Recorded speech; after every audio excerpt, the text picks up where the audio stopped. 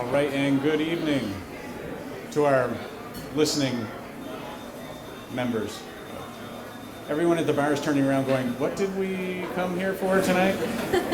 All right, and welcome to the second in a series brought to you by NeighborWorks, Castleton Downtown, Awesome Graphics, Hop and Moose, and anybody else that wants to be a sponsor. We will sell ourselves, yes we will. So we're not beneath taking money from people. So we are thanking you for coming tonight to talk tonight about home ownership. And we would like to thank our sponsor, Hop and Moose, here tonight for everything you're doing for us. The pizza is great. And of course the beer and wine are okay too, especially the more you have. And so we would like to thank and give a nice round of applause to the person that has brought this all to light. We have a three-part series, that's three fingers. The first part some of you came to on loans. The second part tonight is on home ownership. And then there will be a financial advising one coming up on May 14th.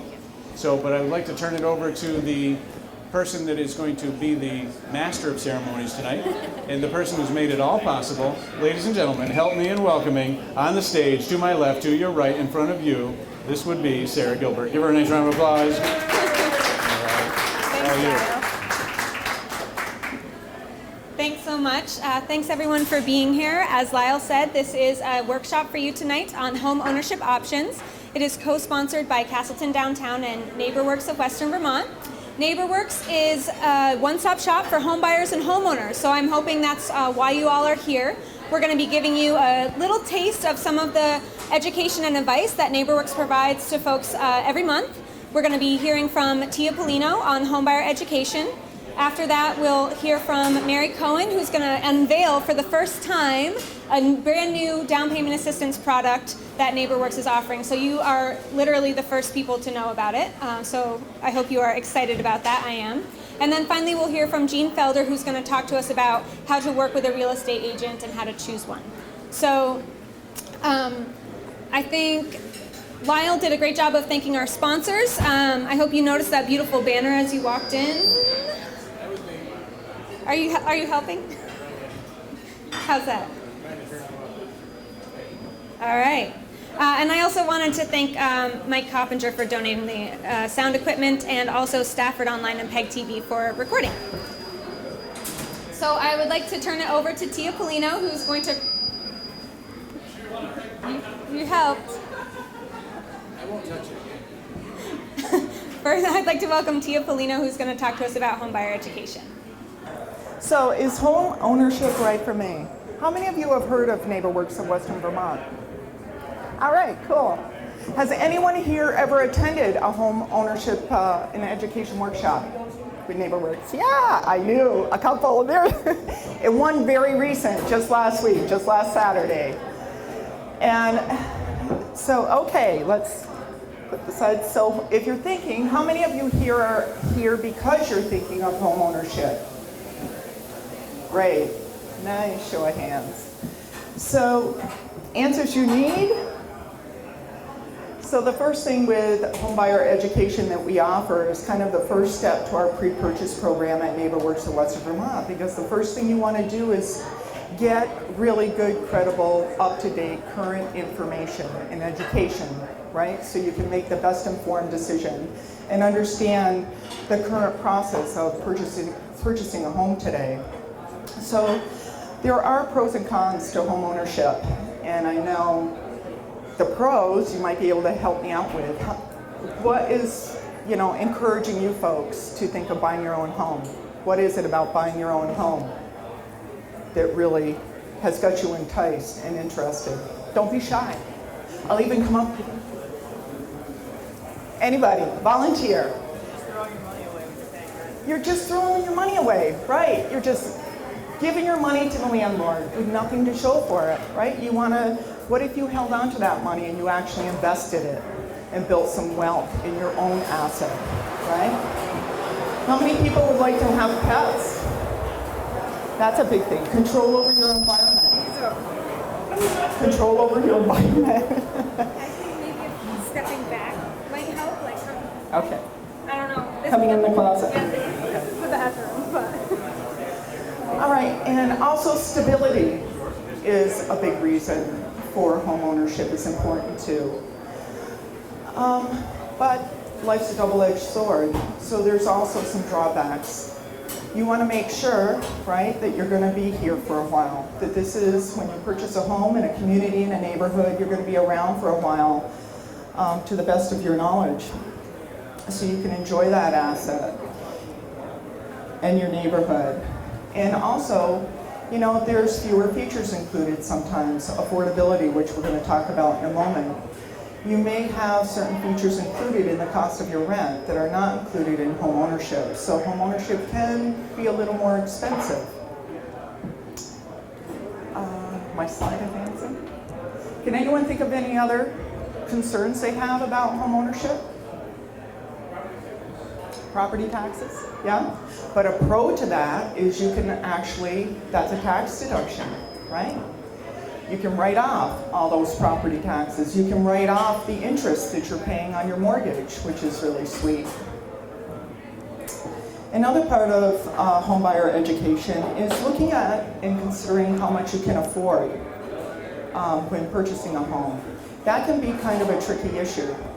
Some folks say, I hear oftentimes, I pay $1,000 a month for rent, and so I may as well have a mortgage. But again, when we go back and we think about what features or other expenses are included in that $1,000. So we do a great little exercise during homebuyer education where we think of all of those little hidden costs in our rent, back them out, so we're looking at what a true mortgage payment might look like if we took those things into consideration. And there's something that lenders use today called housing ratios, and they're pretty firm about them. And a housing ratio basically represents how much, what percentage of your gross monthly income is going to be considered for your mortgage payment, and also for your mortgage payment plus additional minimum monthly creditor payments you may have. And ratios are meant to provide you with a more sustainable loan product, so it's safer for you. Ratios typically will range from 29 to 33% of your gross monthly income for the maximum amount of your property or of your principal and interest payment, which is your mortgage loan, 1/12 of your property taxes, and 1/12 of your homeowner's insurance. We call that's the escrow portion for your PITI payment. And then you may have a mortgage insurance premium that's going to be part of that payment too. Okay. So common barriers to becoming mortgage ready are typically credit, because sometimes folks can have so much debt, especially students, you know, young professionals that have really invested in themselves in their career and unfortunately incurred a healthy debt load that now they're facing to pay back. And maybe that debt to income ratio just can't support the amount of monthly creditor, the financial obligation that one has. Another might be savings, along with paying all those student loans back and the other costs of living. And perhaps right now you're living in an apartment that's costing you more than 30 to 33% of your monthly income.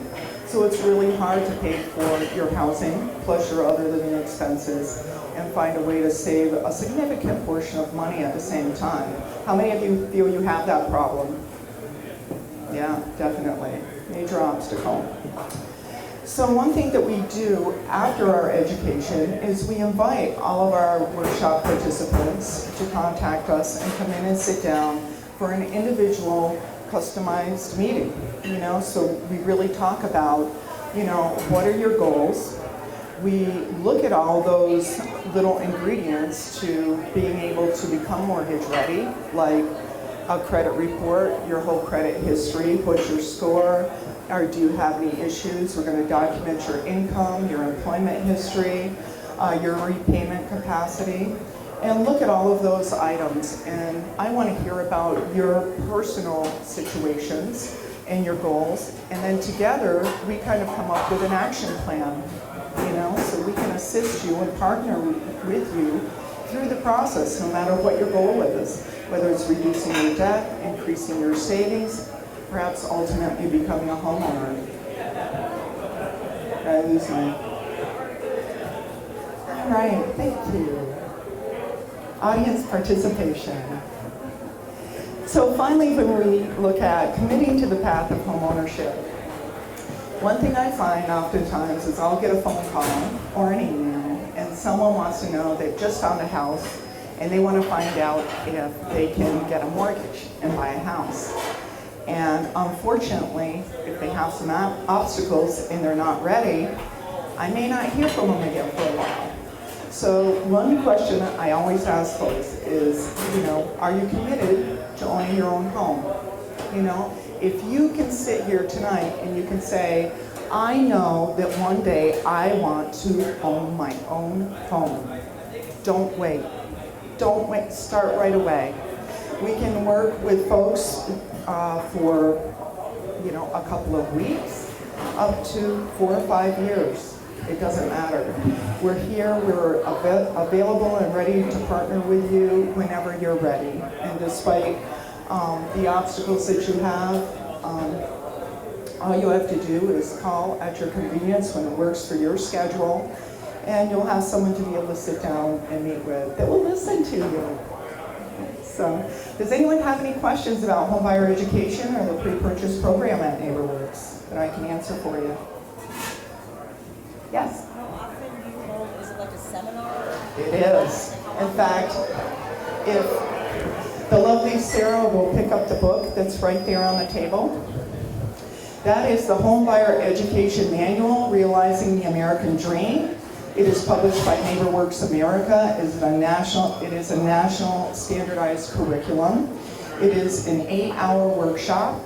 We offer the physical workshop at our location in West Rutland every month, and we typically split it up. So one month we'll have a 2-part evening workshop. The next month we'll do a 1-shot Saturday 9 to 5 and bang it out in the day. And then we also service Addison and Bennington counties, so we offer workshops in those counties as well. Same way, trying to offer flexibility in the workshop time. Now some folks still, it doesn't work out to attend a workshop, so we also have eHome that is an online homebuyer education course that you can sign up and take at your convenience. You can start and stop as long as you need. And that has worked for a lot of folks, but you don't lose the personal attention. When someone registers for eHome, I'm automatically notified. I reach right out and connect with you. I'm there if you have any questions or concerns throughout the course. And then after the course, we do the same thing. We make an appointment where we get together. I try to be as flexible as I can with my schedule because I understand that you're all working and raising families, or the one thing, everybody's busy today. And we get together following the course. The eHome program is that book from cover to cover. It's all 100% content. It's a great course. If you come to the workshop, we're a little more casual. You might be able to hear from a few local professionals in the area that you might encounter in the home buying process. A lender, realtor, of course, from NeighborWorks Realty, and also a homeowner insurance agent and a home inspector, because we want everybody to make sure you get a home inspection when you purchase a home. So it gives you an opportunity to kind of have some Q&A time with those folks too. There is a cost for the class. The fee is $99. And sometimes we have great people that want to sponsor us, so we're able to reduce that on occasion, reduce the fee or offer something fun. There is no cost for our meeting with us and utilizing our coaching and counseling services, so they are free. And you get a ton of materials. Any other questions? Yes? All income dependent? Pardon me? Is the freeness income dependent? Is the freeness for the workshop? No, for the meeting and all that, is it income dependent? It is not income sensitive, no. In fact, all of our education and coaching services are not income sensitive. We serve the entire population. So there are certain programs and grants that are income sensitive, but we see all kinds of folks in our pre-purchase program. Anybody else? All right. Thanks so much, Tia. Another benefit, I wasn't paying attention the whole time, I apologize, but I wanted to make sure that I mentioned that homebuyer education graduates do benefit from some closing cost discounts up to from $99 to $250 at some of our local lenders, so that's another benefit. And Tia did mention that there are some grants and other products that are specifically available based on your income that are designed to help you purchase your home. So that could be 100% financing through rural development or products through Vermont Housing Finance Agency.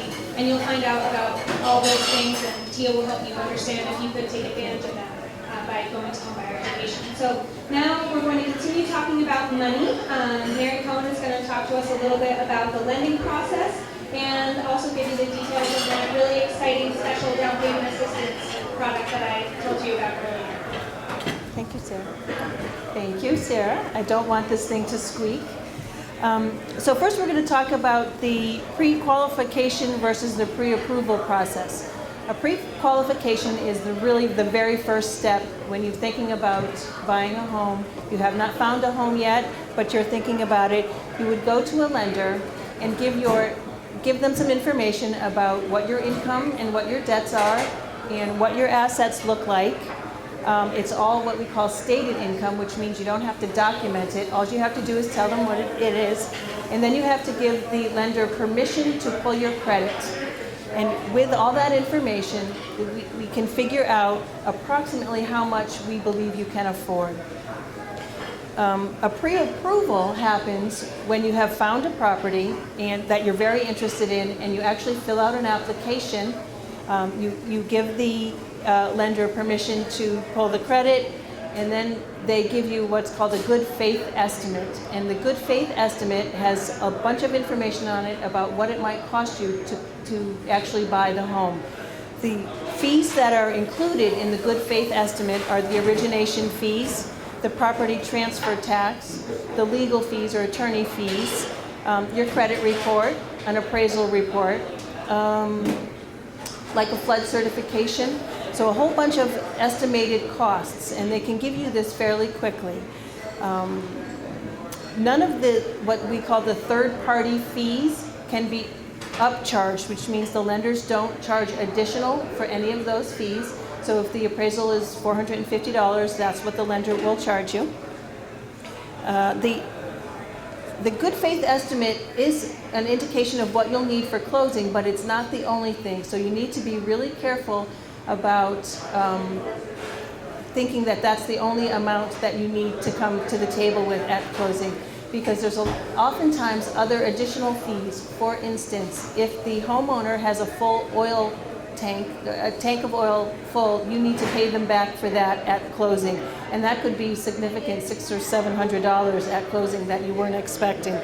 Also, if there are prepaid property taxes, that might be included too at closing. So the good faith estimate is a good estimate, but you should anticipate some additional fees. The good faith estimate also gives you a tool to shop lenders. Once you get a good faith estimate, you can go from lender to lender to see what the bottom line is for each one. You might be concerned that if you go from lender to lender that they're going to each be pulling your credit score and that will ding or lower your credit, but in fact that's not the case. The credit bureaus take a look at all those credit pulls and understand that it is all for mortgage, so they'll take that into consideration and all just count as one pull. So don't be hesitant to go and shop around for lenders with your good faith estimates.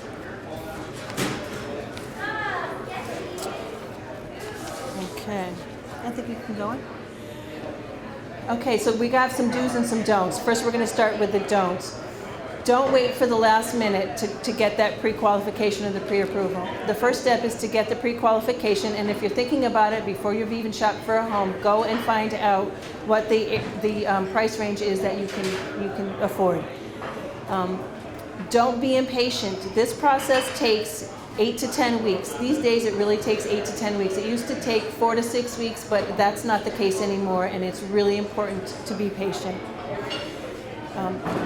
Don't assume that you can use all your cash for the down payment if you happen to have cash, because again, we talked about the closing costs and the good faith estimates, and there's always things at the end that you're going to need to be responsible for, so that will be important.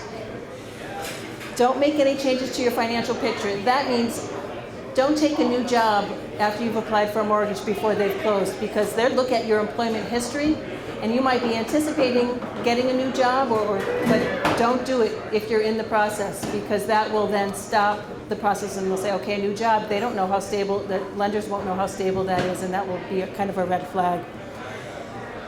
The other thing is don't go buy a new car.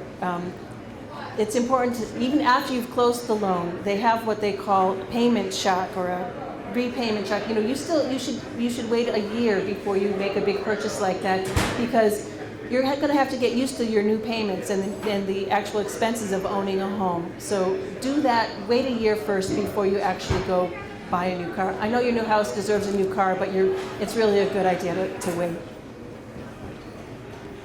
So do get pre-qualified. That's a real important step.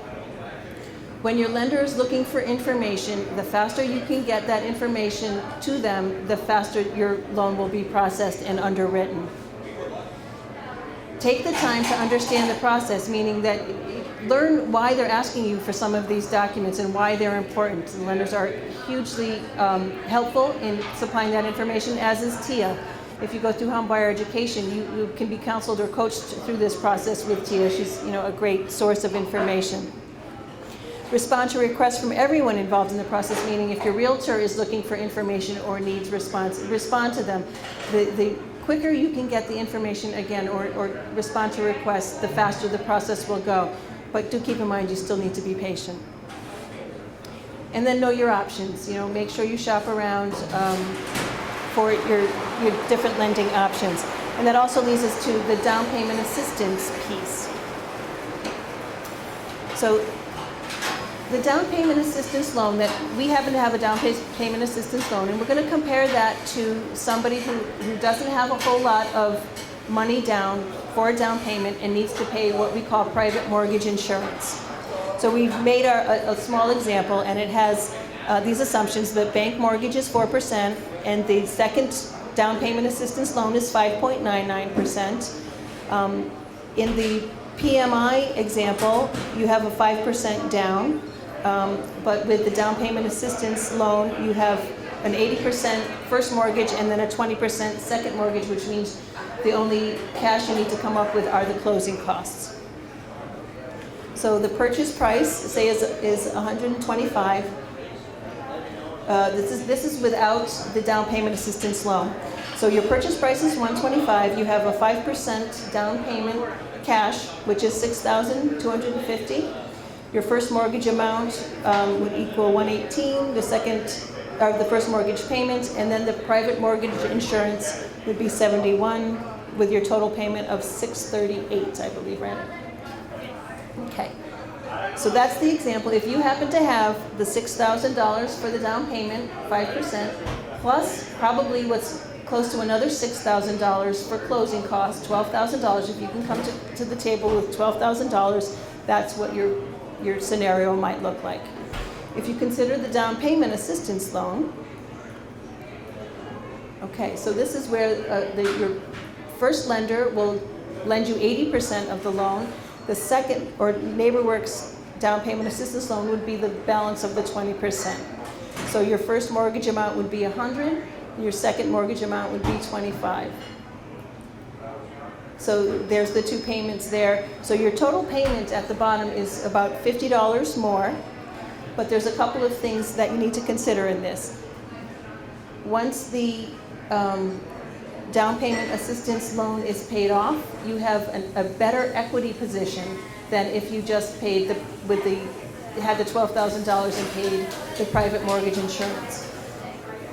There are some instances a better equity position doing this after the down payment assistance is paid. There are some loan products that require private mortgage insurance for the life of the loan, so it never goes away.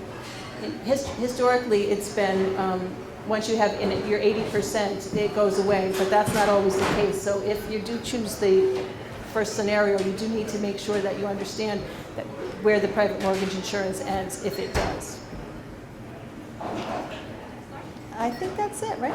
I think that's all for me for now. All right, so I just wanted to make sure I had this slide up with some next steps if you folks did find some useful information that you want to follow up on in this project, or in this presentation, excuse me.